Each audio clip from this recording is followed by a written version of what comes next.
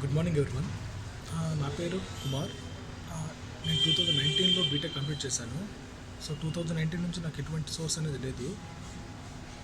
రీసెంట్గా 45 days or 50 days around back నేను eVision అనే ఒక ప్లాట్ఫామ్ అనేది నేను చూస్ చేసుకున్నాను. One of the my friend refer చేశాడు.